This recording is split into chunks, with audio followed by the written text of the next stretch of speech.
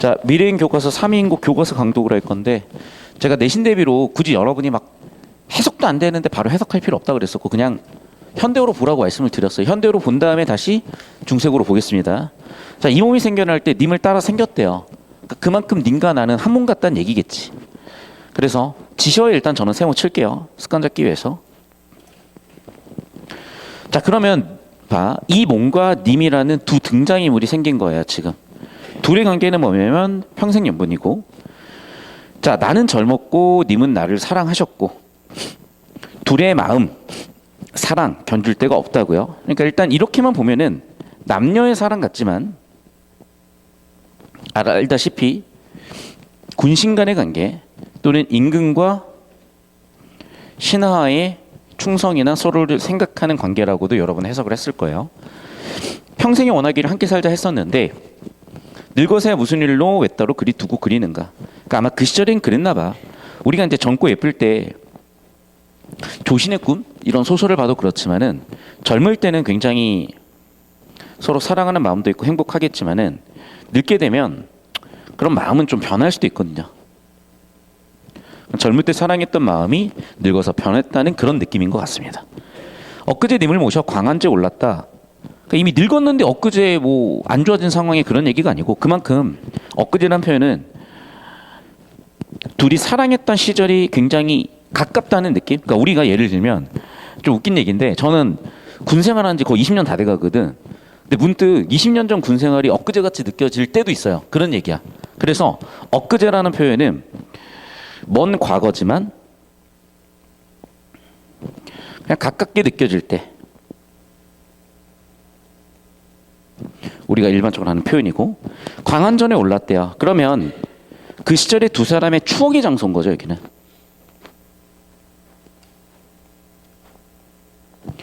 자, 그런데 인간 세상에 내려왔대. 그러니까 비유를 한 거라고. 그래서 우리가 왕과 같이 있는 곳이라면 권력의 공간이고 왕궁 있는 곳이고 여기는 지방일 것이고 권력에서 바깥일 것이고 그래서 권력이 집중된 곳을 광안전, 권력과 바깥에 있는 곳을 인간 세상이라고 비유한 거죠. 그럼 이미 나는 이렇게 제야에 묻혀버린 상태다 보니까 머리가 흐트러져서 벌써 3년이나 지났단 상황이에요. 즉 님과 이별한 시간이 3년이나 지났는데도 나는 그 3년 전 시간이 엊그제같이 느껴질 정도로 생생하다는 얘기죠. 그럼 이미 님과 이별을 했는데 이제 내가 꾸며서 뭐 하겠냐는 거죠.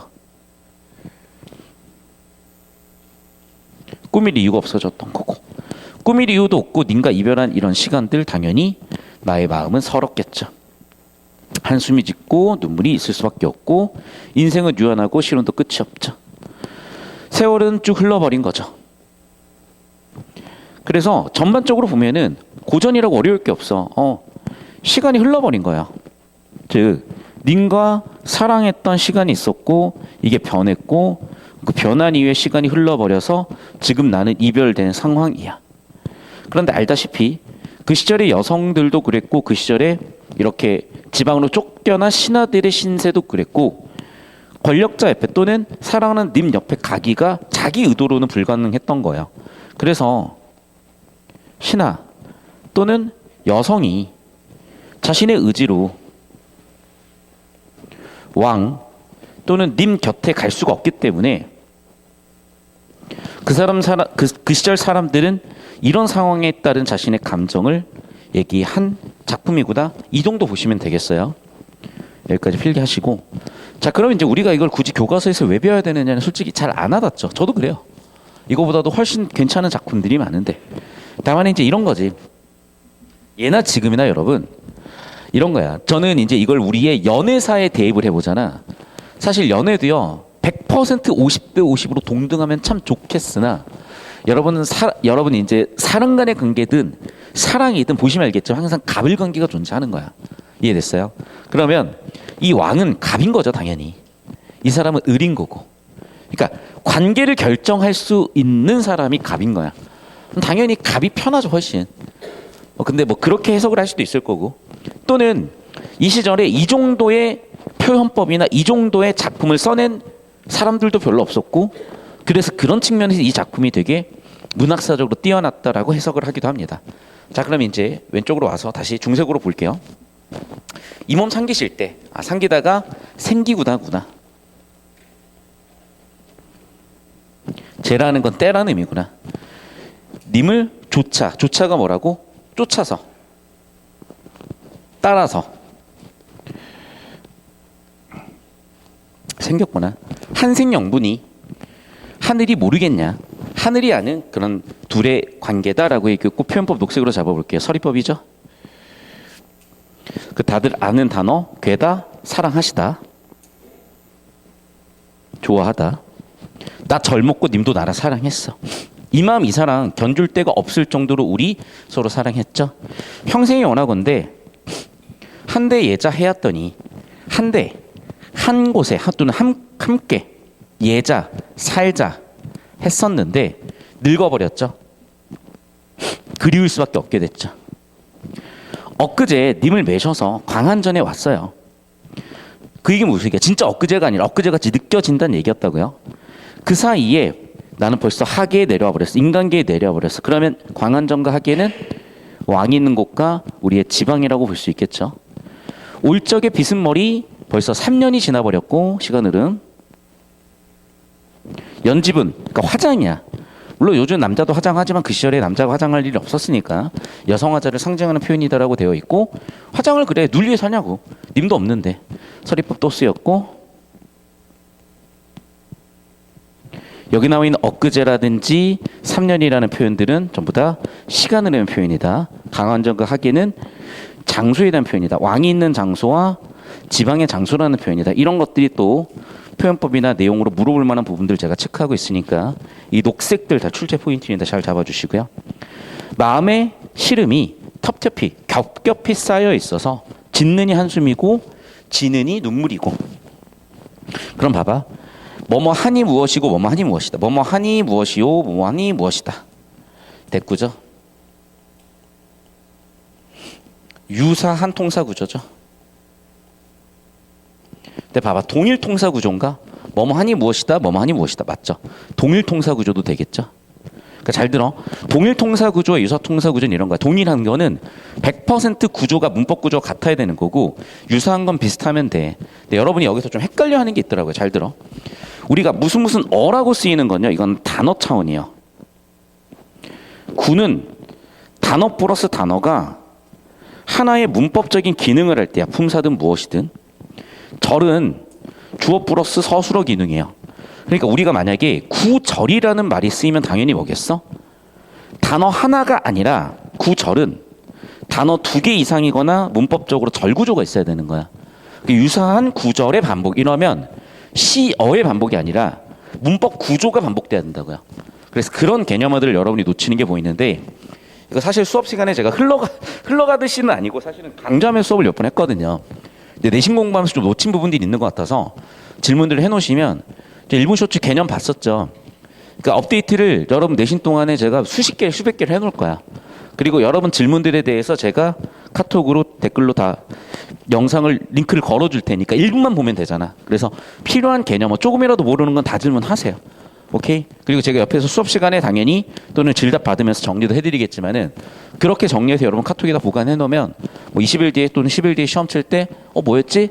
바로바로 보시면 되고, 시험 당일 아침에도 공부할 수 있으니까 그렇게 정리해드리겠습니다. 여기까지 어려운 거 없죠? 자, 그래서 이제 간단한 거야. 결국에는 님과 처음엔 좋았는데 늙어버렸고, 이제는 님과 거리가 멀어졌고, 결국 나는 님과 떨어진 상황에서 눈물만 흘리고 할 수 있는 일은 없고, 이런 얘기라는 겁니다. 계속 가겠습니다. 자, 계속해서 동풍. 자, 그럼 봐봐. 그 시절의 동풍이라는 거는 이런 거야. 우리가 계절이 온다는 거 어떻게 할 수 있냐면, 만물이 변화하고 기온이 바뀌고 이런 것들이잖아요. 그래서 동풍이 불기 시작하면요, 기온이 바뀌면서 계절이 바뀌어요. 실제로도. 적설, 쌓여있는 눈을 헤쳐낸다는 거니까 얘는 봄에서 겨울에서 봄이 왔다는 얘기겠죠. 그럼 겨울에서 봄이 온다는 건 당연히 자연의 변화죠. 그리고 우리는 누구나 봄이 오면 따뜻하기도 하고 예쁜 꽃도 드러나니까 당연히 일반적으로는 긍정적으로 생각을 하지만, 한편으로는 내 상황이 변화가 없으면 더 비극적인 거죠. 옆에는 다 쌍쌍이 손잡고 연애 다니는데 나는 재석원 다녀야 돼. 얼마나 슬퍼. 그런 거라고 지금. 계속해서 볼게. 창밖에 심은 매화가 두세 가지가 피었다. 매화, 등호, 절개라고. 이유는 설명드렸어요. 매화가 눈 속에 피는 꽃이기도 하고 다른 꽃들은 꽃을 못 피우는데 매화만 피우기도 해서 많은 사대부들이 사랑했고 절개의 상징으로 봤었다고요. 그러니까 결국 여기서 확인할 수 있는 건 뭐냐면 임금에 대한 충성이죠. 그럼 봐봐. 냉담하다. 여전히 겨울의 감각이지만 매화의 향기가 난다. 나는 이런 어려운 상황에서도 임금에 대한 충성은 있습니다. 이런 얘기를 하는 거고. 항온의 달조차 벼마치 비치니. 자, 항온의 달이 와서 100인마리에 비쳤다. 내가 누워있는 상황에 이렇게 자고 있었어요. 근데 갑자기 저 멀리서 달빛이 비치는 거야. 그럼 우린 달빛 비추고 아무 생각을 할 수도 있겠으나 여기서는 잘 들어. 해와 달은요, 잘 생각해. 하나밖에 없잖아. 유일하죠. 그러니까 낮에는 해고 밤에는 달이잖아. 그래서 해 또는 달이 임금의 상징이었어요. 그래서 여러분 그 국립박물관 이런데 아마 내가 기억하기로는 무료로 입장이 가능하거든요. 가서 보면은 이 왕들의 어떤 배경을 이렇게 전시해 놓은 게 있는데 거기에 보면은 해와 달이 있죠.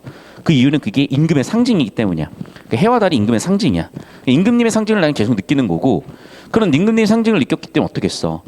임금님을 느끼기만 해도 나는 흐느껴진다는 거예요. 반겨진다는 거예요. 님인 같다고 달이. 그래서 나는 우리 임금님께 매화를 꺾어서 보내고 싶다는 겁니다. 왜? 이게 절개니까. 자, 그럼 봐봐. 매화라는 건 일종의 뭐예요? DM 같은 거야. 그래서 잘 들어. 매개체라고 할 수도 있죠. 왜? 매화를 통해서 내 절개를 보여주고 싶으니까. 또는 화자의 마음에 대한 상징이라고 볼 수도 있고요.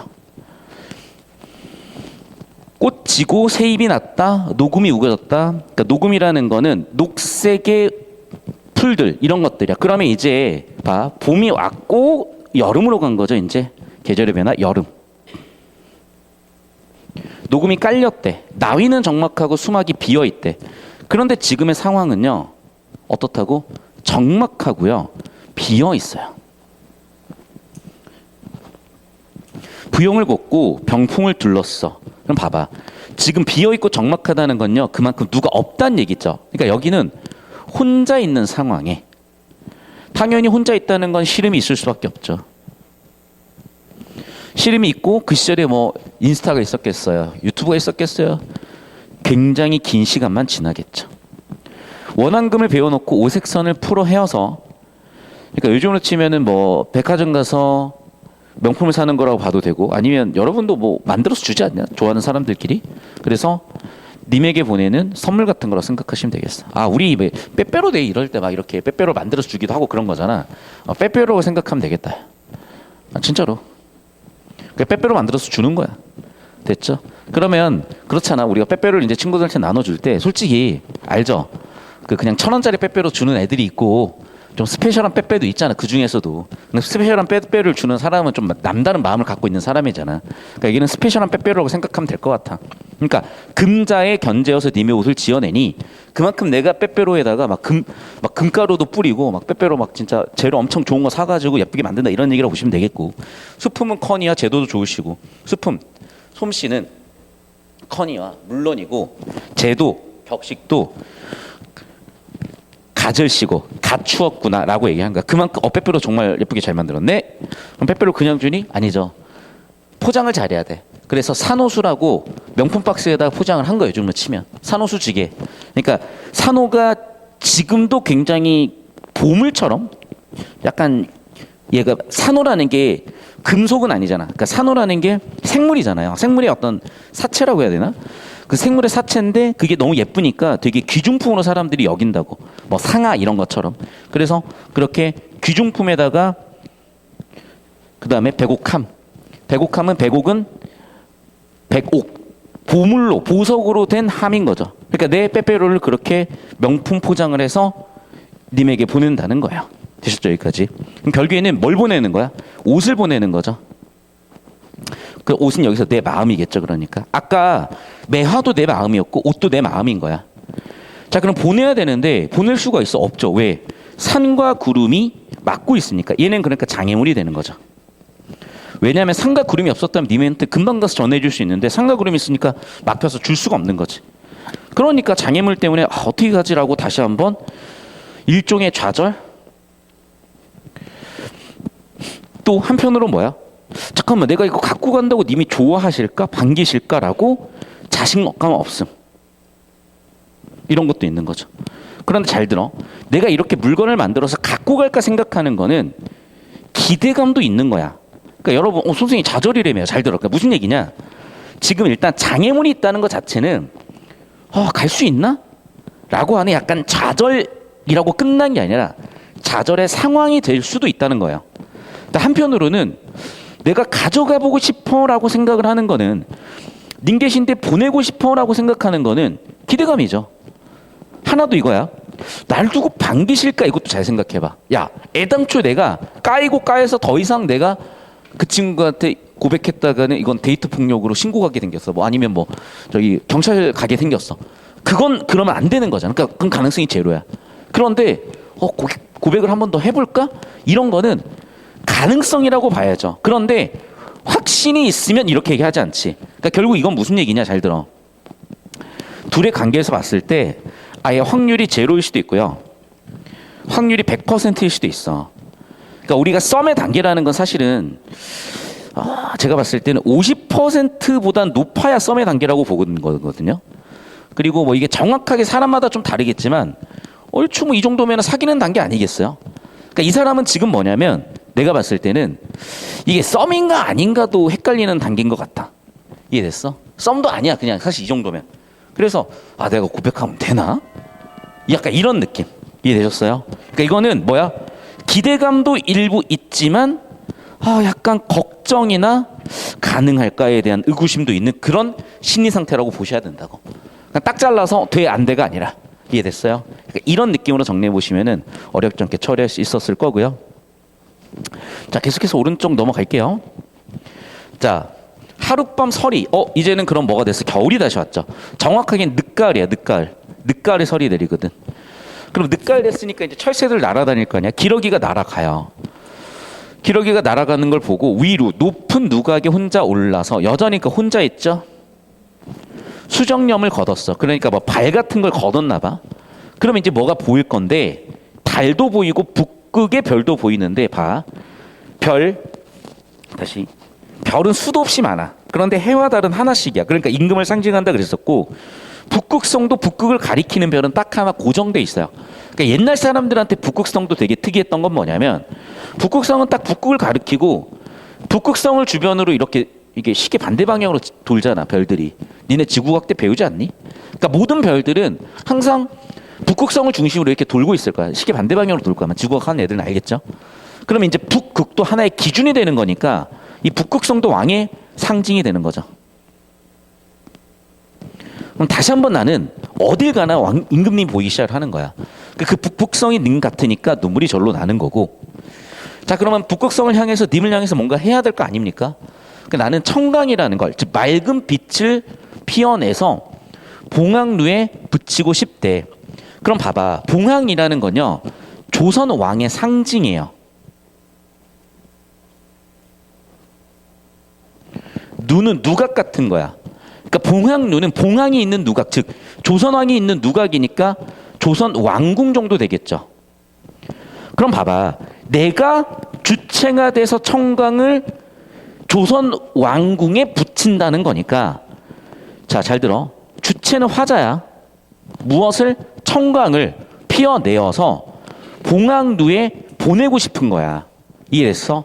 그럼 이 청강을 피워내는 주체는 화자기 때문에 이 청강이라는 건 여기 주석대로 님에 대한 화자의 정성과 사랑이라고 봐야지 왕이 무엇을 하는 거다라고 오답 설계를 한다는 거야. 다시 한번 얘기하자면 여기는 청강을 피워내는 주체, 그래서 봉황루에 보내는 주체가 누구야?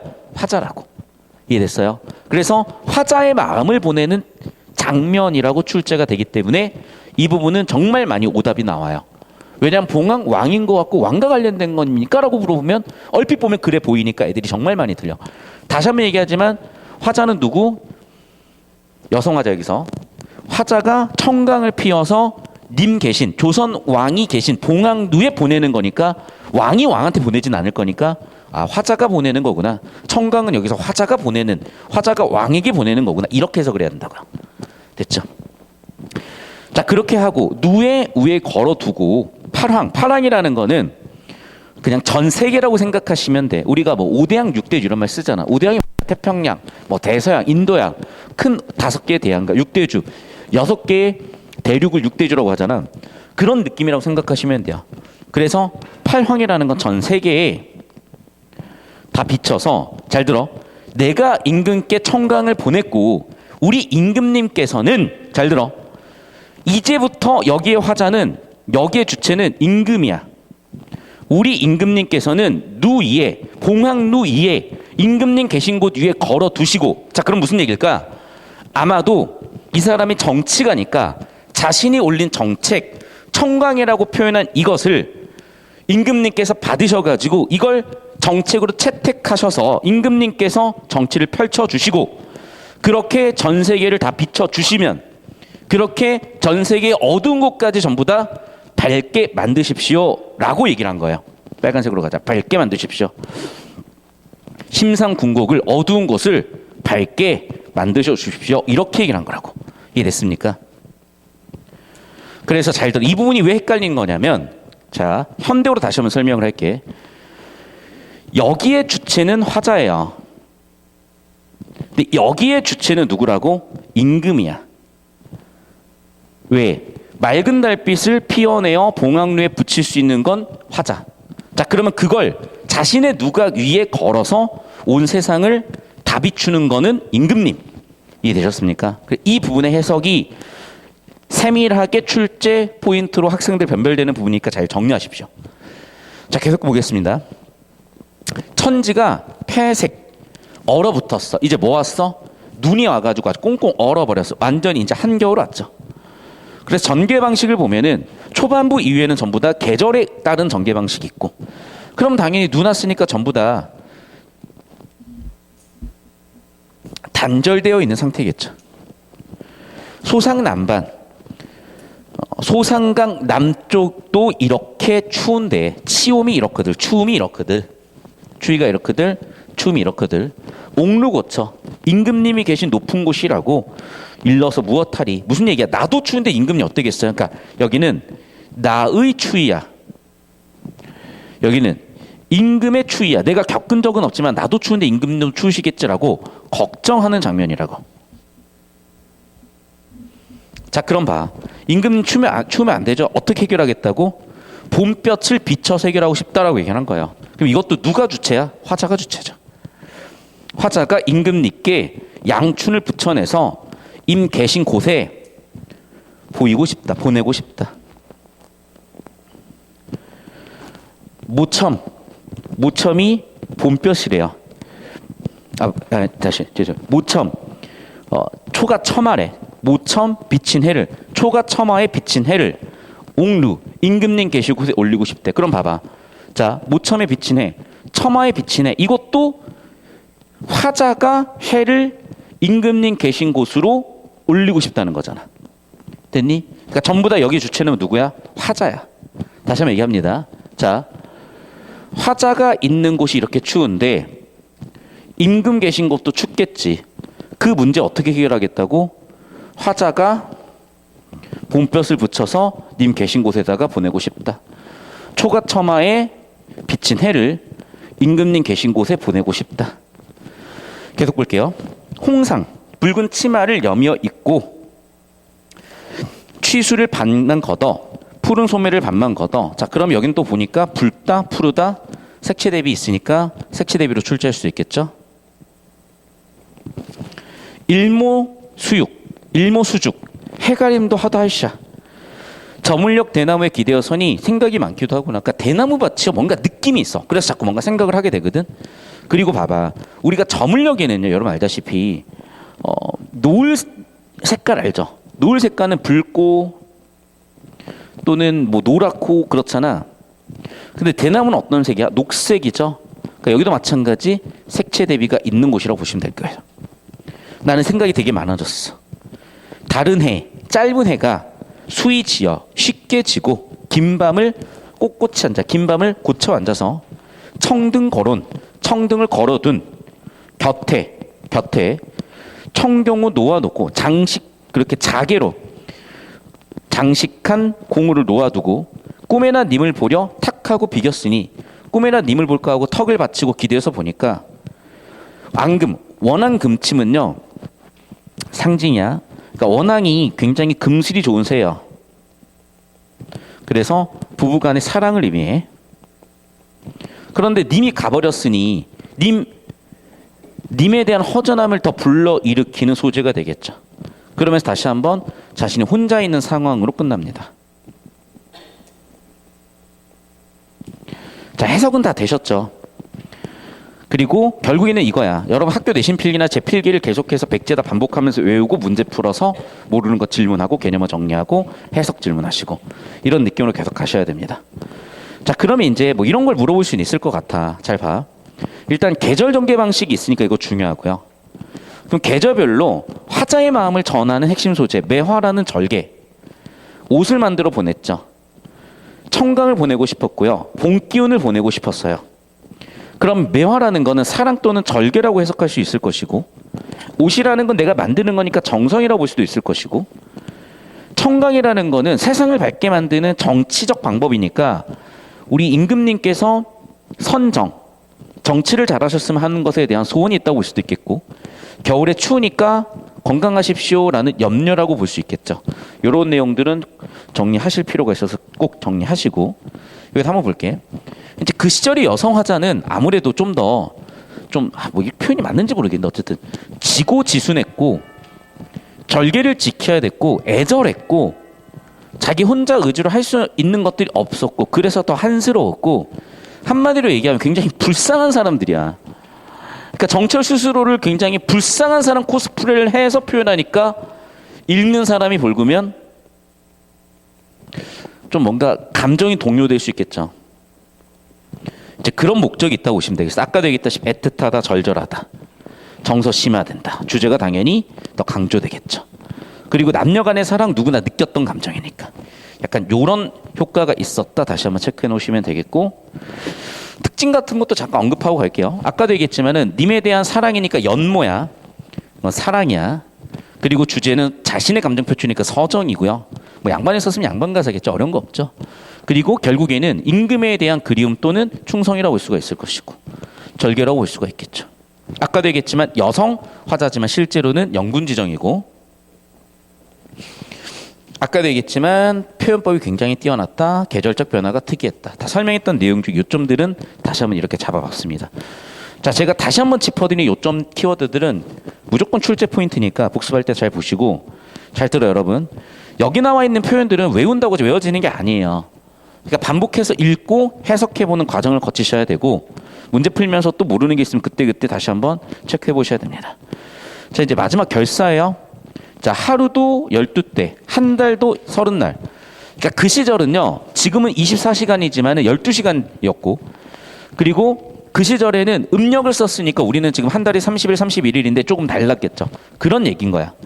그러면 이건 무슨 얘기야? 시시때때로란 얘기야. 항상 생각난다는 얘기야. 항상 생각나니까 어떡해. 아, 좀 잊자.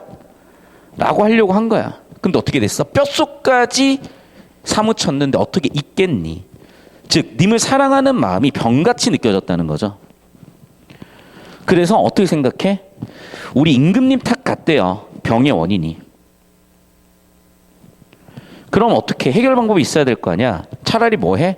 시어디어 죽어서 차라리 나비가 되면 이동은 가능하잖아. 그래서 꽃나무 가지마다 앉아가지고 그 향기를 모아서 님에게 보내고 싶대. 그럼 님은 뭐야 이거 나비새끼 이러면서 저리 가라고 해도 나는 좋다는 거예요. 죽어서 나비가 되어서까지 님을 쫓겠다라는 절개 일편단심 표현하고 있구나. 이 정도 정리해 보시면 되겠습니다. 됐죠? 자, 우리 이 가사의 장르적 특성이라는 건 뭐냐면 가사가 가지고 있는 규칙이 있어. 예를 들면 우리가 프리스타일 랩 같은 경우에는 라임을 딱 맞춰야 되는 그런 것처럼 여기도 마찬가지. 그래서 뭐라고? 3, 4조 따는 4, 4조예요. 그리고 하나, 둘, 셋, 네 번 사음부 단위로 보통 끊고 그리고 서사, 본사, 결사 구조로 되어 있대요. 마지막 사음부는 3, 4조, 4, 4조에서 바뀌면서 3, 5, 4, 3이 된다는 거야.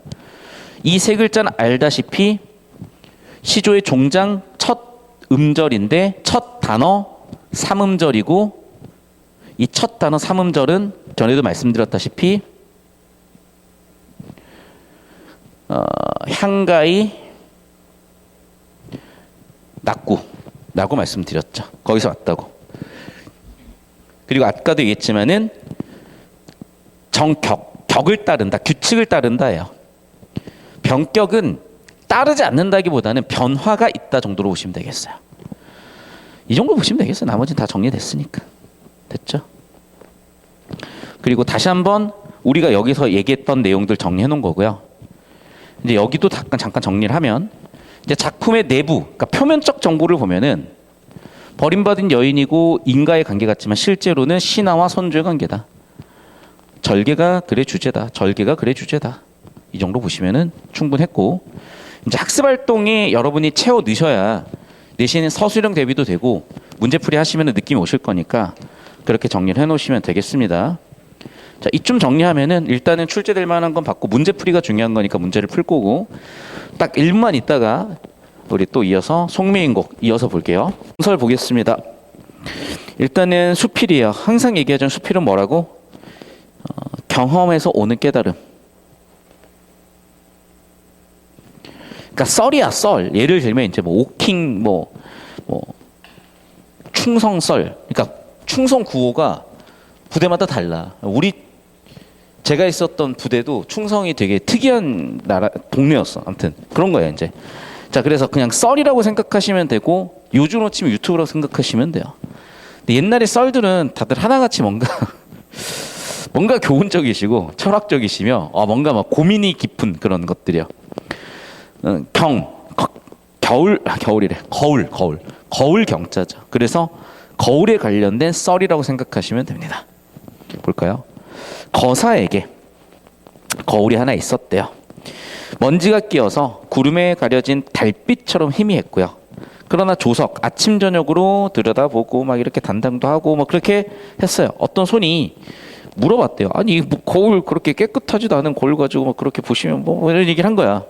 그래서 거울이란 얼굴을 비추는 것이고 그렇지 않으면 군자가 그것을 대해 맑은 것을 취하는 것인데 너는 거울 맨날 더러운데 보면 뭐 할래? 라고 얘기를 한 거고 이미 얼굴을 비출 수도 없고 맑은 것을 취할 수도 없는데 너는 맨날 얼굴 왜 보고 있는 거야? 라고 물어봤죠. 자, 그럼 봐봐. 일단 초반부의 도입은 거사라는 사람이 거울이라는 거를 들여다보는 장면. 그런데 이 거울은 어떻다고? 그냥 먼지가 뿌옇게 끼었어. 그러니까 약간 틱톡 그 필터 같은 느낌? 틱톡 필터는 그냥 다 미소년으로 만들어 놓더라고. 그냥 뭐 스노우 필터 같은 그런 느낌이야. 그러니까 요즘으로 치면은 그냥 필터야. 그러니까 필터가 껴있으니 우리 악구가 되게 잘생겨 보이고 예뻐 보이지 않겠어요? 그러면 이제 지나가던 손님이 보고 얘기를 하는 거지. 야, 너 그 아침에 거울 제대로 안 봐? 왜 자꾸 그 필터 사진이 네 사진이라고 생각을 하는 거야? 라고 이제 괜히 뒤를 한번 박았죠. 그러면서 질문을 했고 거기에 대한 대답을 하는 거죠. 야, 거울을 보면 말이야. 잘생긴 사람은 기뻐하겠지만 대부분의 나같이 못생긴 사람들은 말이야 슬프겠지. 그런데 생각을 해봐. 너 잘생기고 예쁜 애들이 뭐 세상에 얼마나 많니? 거의 없어. 못생긴 사람 예나 지금이나 겁나 많아. 야, 그럼 봐라. 못생긴 사람이 그 사진을 딱 찍어가지고 그 사진을 딱 보는 순간 기분이 좋겠니? 그 아이폰 박살내버린단 말이야. 그러니 차라리 필터 사진이 자기 사진을 생각하는 게 좋다. 이런 얘기를 예나 지금은 했구나. 이해됐습니까? 먼지가 흐리게 한 것은 그 겉만 흐리게 할지언정 맑은 것을 상우지 못하니 상우다 상하게 하지 못하니 이런 얘기네요. 왁구는 빠았으나 마음은 아름답다. 이런 얘기를 하는 것 같다. 야, 그리고 잘생긴 사람을 만난 뒤에 닦여줘도 시기가 역시 늦지 않아. 그러니까 나는 어차피 왁구가 빠았으니까 그냥 필터라도 끼고 내 나인 것처럼 착각하고 살게. 근데 잘생긴 애들 뭐 필터가 있든 말든 걔네는 상관없잖아. 뭔가 이런 얘기를 하는 거라고 생각하시면 된다고요. 결국 정리하면 무슨 얘기야? 그래. 거울을 쓰는 것, 필터를 쓰는 건 뭐라고? 우리의 약점을 보완하는 것, 단점을 포용하는 것. 그래서 이제 우리 수강생 중 한 명, 지금 이제 수업 안 듣는, 국어는 맨날 1, 2, 3등급 나와서 이제 수업을 안 듣지만 지금은 이제 5, 6, 7등급 영어와 수학에서 고생을 하고 있는 그 수강생이 이제 친구들끼리 사진을 딱 찍어 올렸는데 다 같이 마스크를 끼고 얼굴을 가리고 있어서 야, 예쁜 애를 왜 가르냐라고 내가 물어보니까 뭐 이제 이런 비슷한 얘기를 했던 것 같아요. 계속해서 봅시다. 네 번째. 손은 대답이 없었다. 할 말이 없지. 끝. 이게 경설이었어요. 뭐 대단한 것도 없죠. 그래서 결국 무슨 얘기야? 사람들은 있는 그대로 보여주는 게 되게 중요하다고 생각을 하고 특히 거울이 우리 모습을 있는 그대로 보여주는 역할이 중요하다고 생각하지만 꼭 그럴 필요는 없다. 뭐다? 오히려 우리의 약점을 보완하거나 단점을 포용하는 것도 되게 중요하다. 그런 얘기입니다. 자, 그래서 정리하면 거사와 손이라는 인물의 대조를 한 거죠. 이 사람은 흐린 거울, 이 사람은 맑은 거울. 결점을 포용할 줄 아는 거고 결점을 부각시켜버리는 거죠. 통찰력이 있는 것이고 통념이 있는 것이고 통념에 대한 반박의 글의 전개 방식 보시면 되겠습니다. 자, 오른쪽 넘어갈까요? 그래서 여러분 이런 거 다 써봐야 되거든. 자, 그런데 자 봐. 제가 2분을 드릴게요. 2분을 드릴게요. 근데 여러분 다 써져 있냐 지금? 써봐야 되는데. 근데 봐라 얘들아. 지금 2번 문제 학습활동에 거사가 희미한 거울을 취하는 까닭을 통해 이 작품의 주제는 무엇인지 얘기해보자를 이렇게 길게 쓰고 있으면 객관식 서술형에서 이게 되겠어요? 자, 그래서 여러분은 지금 제가 3분을 드릴 테니까 자, 객관식 서술형의 2번 문제 가로 2번 가로 3번 문제를 한 문장으로 적어. 한 문장으로. 오케이? 한 문장으로 적어봐. 자, 그리고 잘 들어. 이거 나온다고 생각을 하세요. 이 부분. 맑은 거울 결점을 드러내는 거.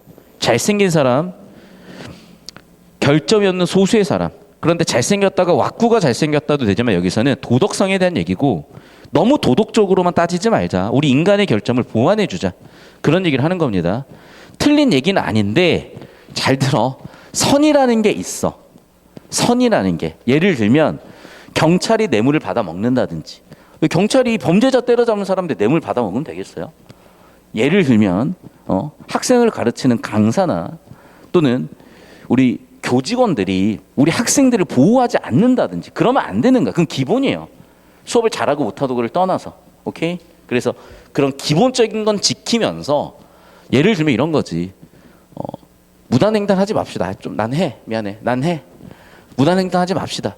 길 가다 쓰레기는 안 버려. 그럼 남한테 피해 주는 거지만 무단횡단 차 없을 때 해. 그냥 차 있을 때는 잘 안 해요. 저도. 그런 걸 얘기를 하는 거야. 뭐 적당히 남한테 피해 안 주고 사는 건 어떠냐. 뭐 이 정도로 나는 좀 수습을 해보겠습니다.